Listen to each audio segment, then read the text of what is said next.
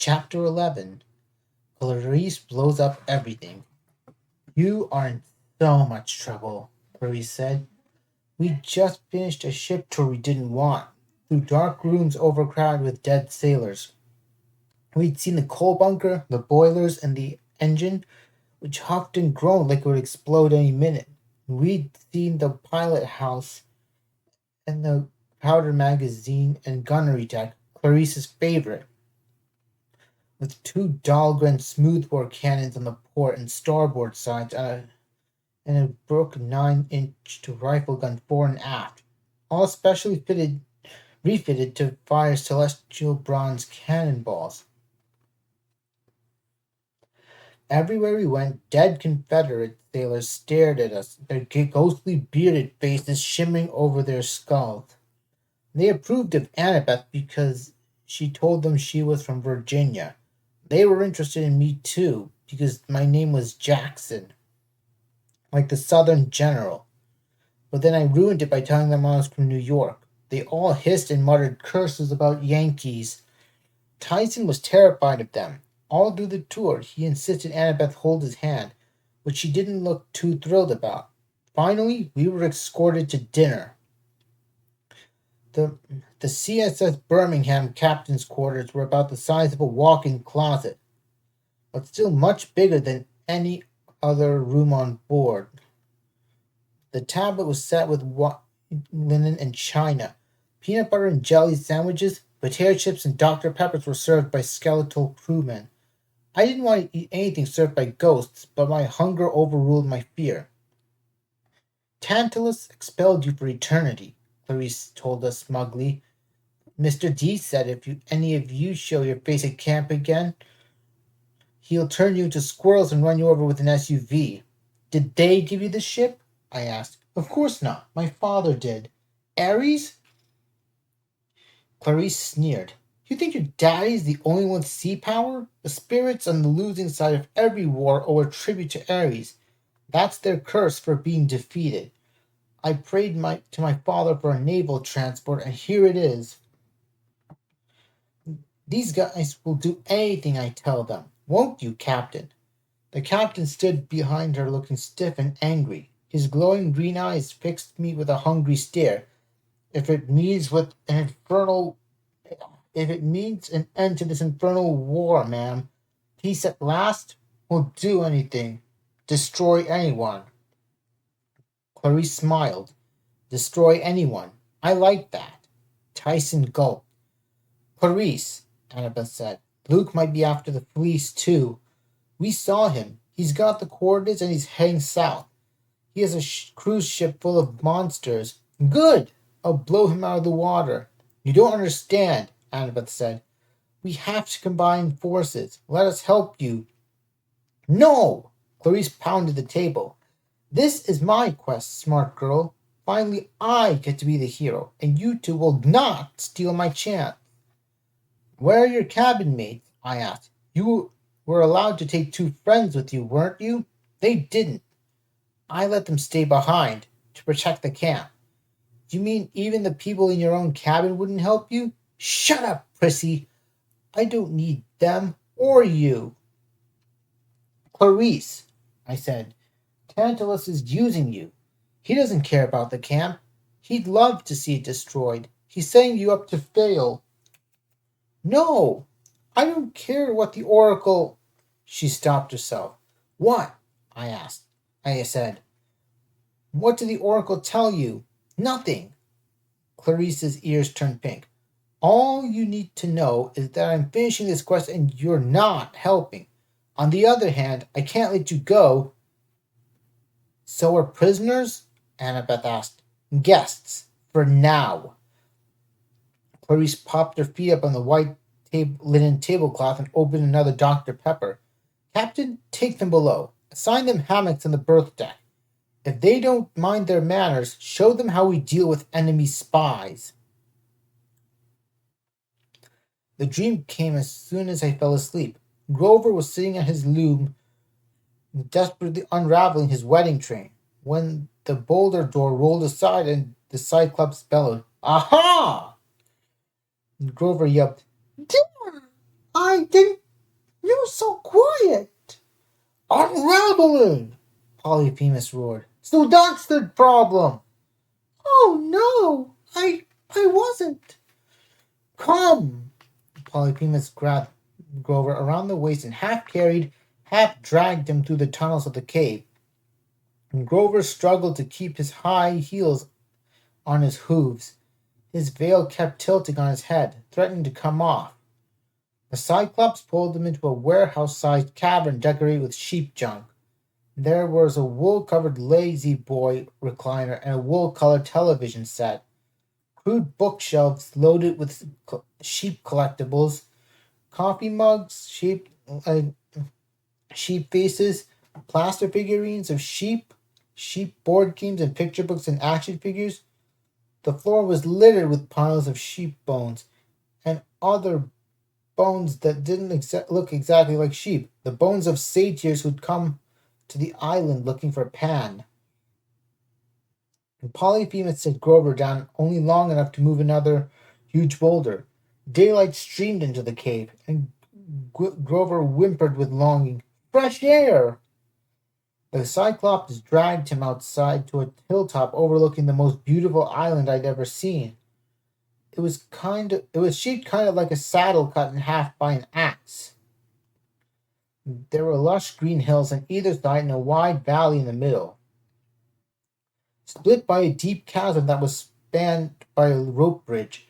Beautiful streams rolled to the edge of the canyon and dropped off in rainbow-colored waterfalls. Parrots fluttered in the trees.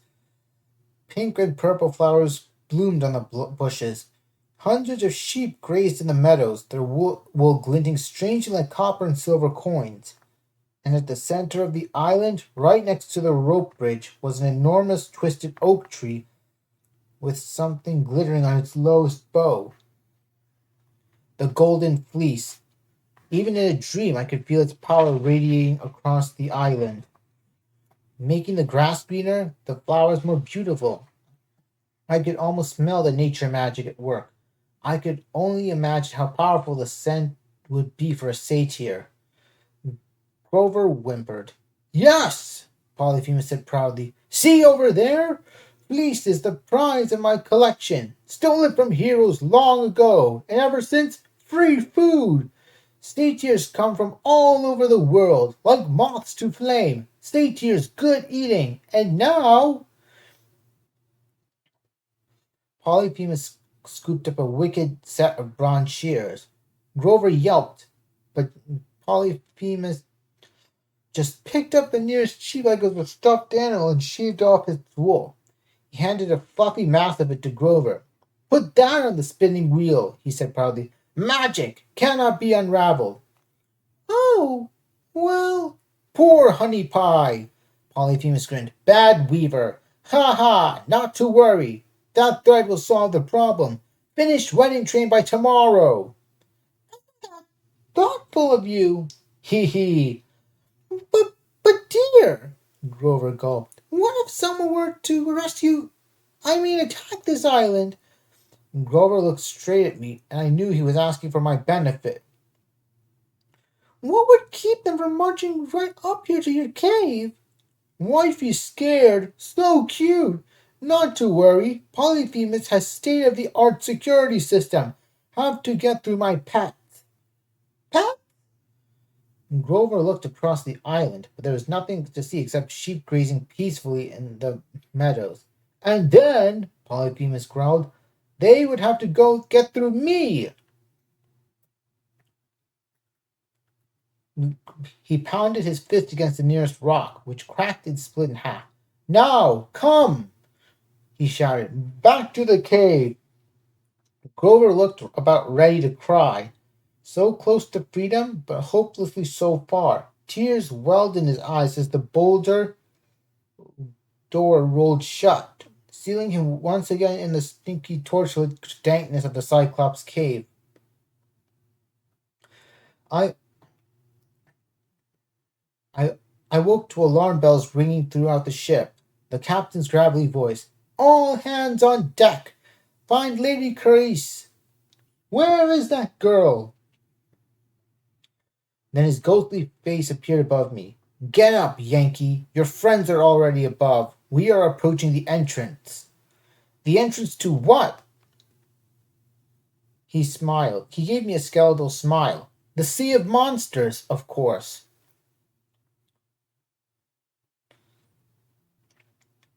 I stuffed my few belongings that had survived the Hydra in a sailor's canvas knapsack and slung it over my shoulder. I had a sneaking suspicion that one way or another I would not be spending another night aboard the CSS Birmingham. I was on my way upstairs when something made me freeze. A presence nearby, familiar and unpleasant. For no particular reason, I felt like picking a fight. I wanted to punch a dead Confederate. The last time I felt that kind of anger, instead of going up, I crept to the edge of the ventilation gate and peered down into the boiler deck. Clarice was standing right below me, talking to an image that shimmered in the steam from the boilers. A muscular man in black leather biker clothes, with a military haircut, red-tinted sunglasses, and a knife strapped to his side. My fists clenched. It was my least favorite Olympian, Ares, the god of war. I don't want excuses, little girl, he growled. Yes, father, Clarice mumbled. You don't want to see me mad, do you? No, father. No, father, Ares mimicked. You're pathetic. I should have let one of my sons take this quest. I'll succeed, Clarice promised, her voice trembling. I'll make you proud. You'd better, he warned. You asked me for this quest, girl. If you let that slimeball Jackson kid steal it from you. But the oracle said, I don't care what it said, Ares bellowed with such a force that his image shimmered. You will succeed. And if you don't, he raised his fist. Even though he was only a figure in the steam, Clarice flinched. Do we understand each other?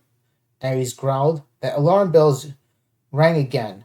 I heard voices coming towards me. Officers yelling orders to ready the cannons. I crept back up from the ventilation grate and made my way upstairs to join Annabeth and Tyson on the spar deck. What's wrong? Annabeth asked me. Another dream? I nodded, but I didn't say anything.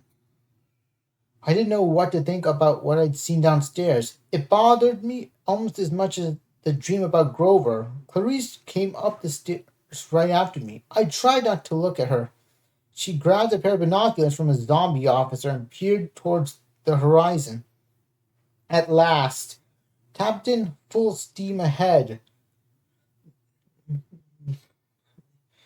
I looked in the same direction as she was, but I couldn't see much. The sky was overcast. The air was hazy and humid, like steam from an iron. If I squinted real hard,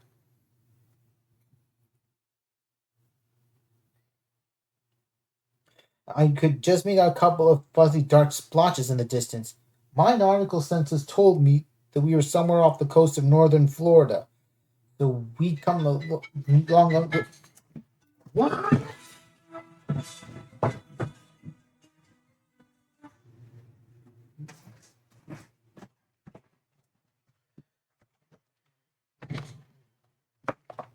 Sorry about that. My nautical senses were somewhere off the coast of northern Florida. We'd come a long way overnight, further than any mortal ship should have been able to travel. The engine groaned as we increased speed.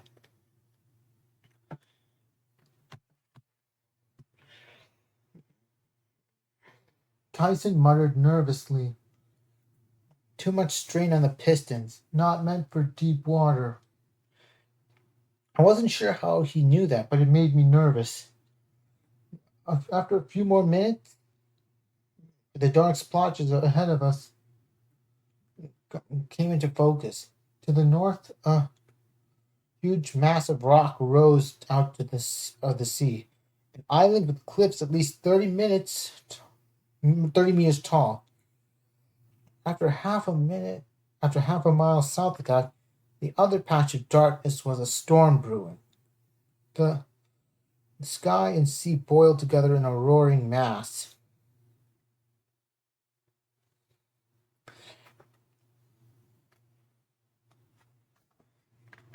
hurricane?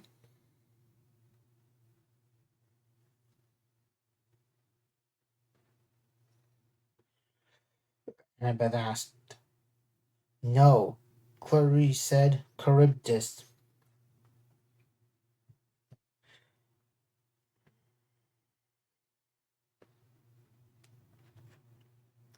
Annabeth paled. Are you crazy? On my way into the sea of monsters,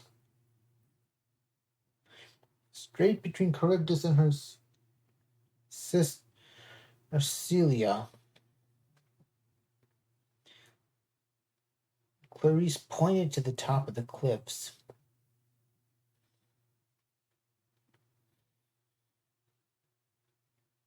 I got the feeling something lived up there that I did not want to meet. What do you mean it's the only way?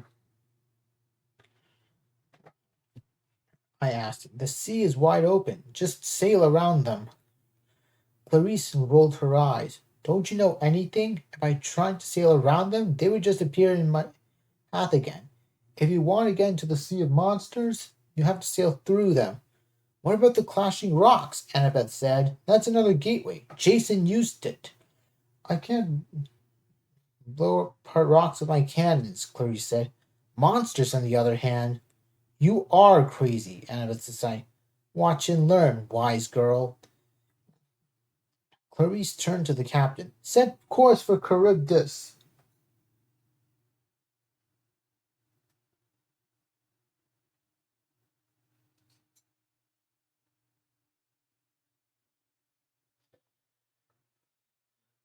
Aye, milady. The engine groaned, the iron plating rattled, and the ship began to pick up speed. Clarice, I said, Charybdis sucks up the sea. Isn't that the story? It spits it back out again, yeah. What about Celia? She lives in a cave up on those cliffs. If we get too close, her snaky heads will come down and start plucking sailors off the ship. Choose Celia then, I said. Everybody goes below deck and we chug right past. No! Clarice insisted. If Celia doesn't get her easy meat, she might pick up whole, the whole ship. Besides, if she's too high to make a good target. My cannon can't shoot straight up. Charybdis just sits there at the center of her whirlpool. We're going to stream straight towards her, train our guns on her, and blow her to Tartarus. She said it with such relish that I almost wanted to believe her. The engine hummed. The boilers were heating up so much I could feel the deck getting warm beneath my feet. The smokestacks billowed.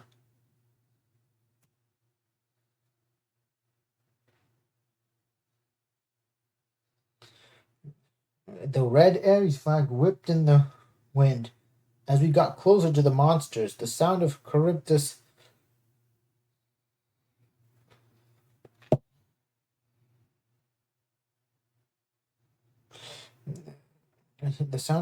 grew louder. A horrible wet roar like the galaxy's biggest toilet being flushed. Every time Charybdis inhaled, the ship shuddered and lurched forward. Every time she exhaled, we rose in the water and we were buffeted by 3-meter waves. I tried to time the whirlpool.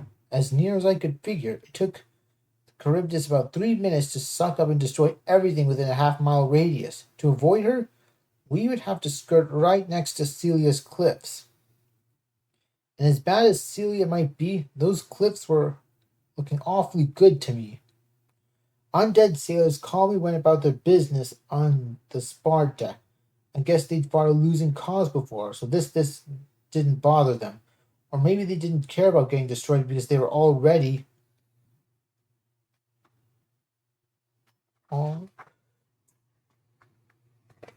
deceased. Neither thought made me feel any better.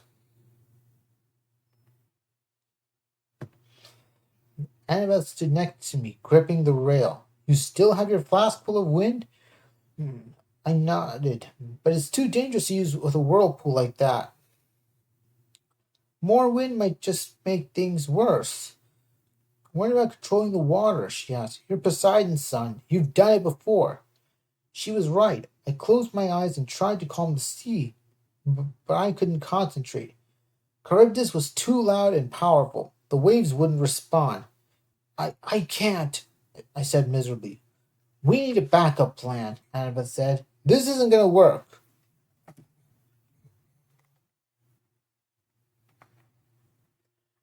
Annabeth is right, Tyson said. Engine's no good. What do you mean? She asked. Pressure. Pistons need fixing. Before you could explain, the cosmic toilet flushed with a mighty roar. The ship lurched forward and I was thrown to the deck. We were in the whirlpool. Full reverse! Clarice screamed above the noise. The sea churned around us, crashing, waves crashing over the deck. The iron plate was now so hot that it steamed. Get us within firing range. Make ready starboard cannons. Dead Confederates rushed back and forth. The propeller grinded into reverse, trying to slow the ship. But we kept sliding towards the center of the vortex. A zombie sailor burst out of the hole and ran to Clarice. His gray uniform was smoking. His beard was on fire. Boiler room overheating, ma'am. She's gonna blow. Well, get down there and fix it. Can't, the sailor yelled. We're vaporizing in the heat. Clarice pounded the side of the casemate. All I need is a few more minutes. Just get enough to get into range. We're going too fast, the captain said grimly. Prepare yourself for death. No, Tyson bellowed. I can fix it. Clarice looked at him incredulously. You? He's a Cyclops, Annabeth said. He's immune to fire, and he knows mechanics. Go! Yelled Clarice. Tyson, no. I grabbed his arm. It's too dangerous. He patted my hand. Only way, brother. His expression was determined, confident even.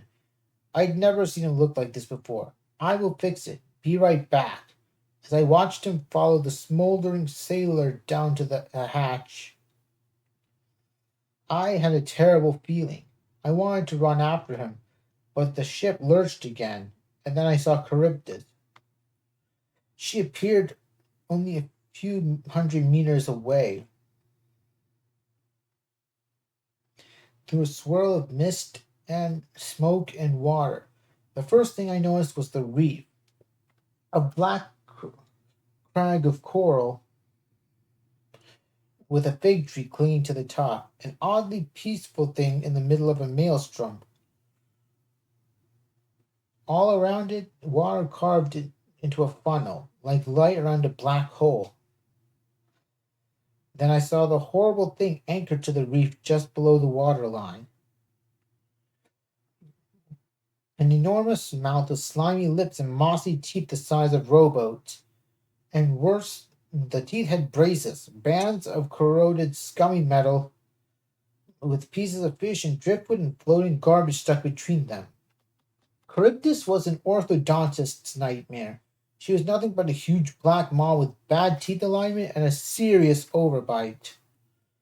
And she'd done nothing for centuries but eat without brushing after meals. As I watched, the entire sea around her was sucked into the void. Sharks, schools of fish, and a giant squid. I realized that in a few seconds, the CSS Birmingham would be next. Lady Clarice, Captain shouted. Starboard and forward guns are in range. Fire! Clarice ordered. 3 rounds were blasted into the monster's maw. One blew off the edge of an incisor. Another just appeared into her gullet. The third hit one of Charybdis's retaining bands and shot back at us, snapping the Ares flag off its pole. Again! Clarice ordered. The gunners reloaded, but I knew it was hopeless. We would have to pound the monster 100 more times to do any real damage, and we didn't have that long. We were being sucked in too fast. Then the vibrations on deck and the deck changed. The hum of the engine got stronger and steadier. The ship shuddered and started pulling away from the mouth. Tyson did it, Annabeth said. Wait, Clarice said. We need to stay close. We'll die, I said. We have to move away. I gripped the rail as the ship fought against the suction. The broken Ares flag raced past us and lodged in Charybdis's braces. We weren't making much progress, but at least we were holding our own. Tyson had somehow given us just enough juice to keep the ship from being sucked in. Suddenly, the mouth snapped shut. The sea died to absolute calm. Water washed over Charybdis. Then, just as quickly as it had closed, the mouth exploded open again, spitting out a wall of water, ejected everything incredible, including our cannonballs, one of which slammed into the side of the CSS Birmingham with a ding like a bell on a carnival game. We were thrown backwards on a wave that must have been 15 meters high. I used all my willpower to keep the ship from capsizing, but we were spinning out of control, hurtling towards the cliffs on the opposite side of the strait. Another smoldering sailor burst out of the hole. He stumbled into Clarice, almost knocking them both overboard. The engine is about to blow. Where's Tyson? I demanded. Still down there, the sailor said, holding it together somehow, though I don't know for how much longer. The captain said, We have to abandon ship. No, Clarice yelled. We have no choice, milady. The hull is already cracking apart. She can't. He never finished his sentence. Quick as lightning, something brown and green shot from the sky, snatched up the captain, and lifted him away. All that was left were his leather boots. Celia! A sailor yelled, as another column of reptilian flesh shot from the cliffs and snapped him up. It happened so fast that it was like watching a laser beam rather than a monster. I couldn't even make out the thing's face, just a flash of teeth and scales. I uncapped Riptide and tried to swipe at the monster as it carried off another deckhand, but I was way too slow. Everyone get below! I yelled. We can't! Clarice drew her own sword. Below deck is in flames. Lifeboats! Annabeth yelled. Quick! They'll never get clear of the cliffs, Clarice said. We'll all be eaten. We have to try.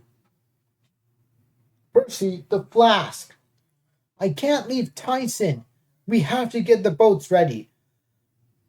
Clarice took Annabeth's command. She and a few of her undead sailors uncovered one of the two emergency rowboats, and while Celia's heads rained from the sky like a meteor shower with teeth, picking off Confederate sailors at one after another. Get the other boat. I threw Annabeth the flask. I'll get Tyson. You can't, she said. The heat will kill you. I didn't listen. I ran for the boiler room hatch, when suddenly my feet weren't touching the deck anymore. I was flying straight up, the wind whistling in my ears. The side of the cliff only inches from my face. Celia had somehow caught me by the knapsack and was lifting me towards her lair. Without thinking, I swung my sword behind me and managed to jab the thing in her beady yellow eye. She grunted and dropped me.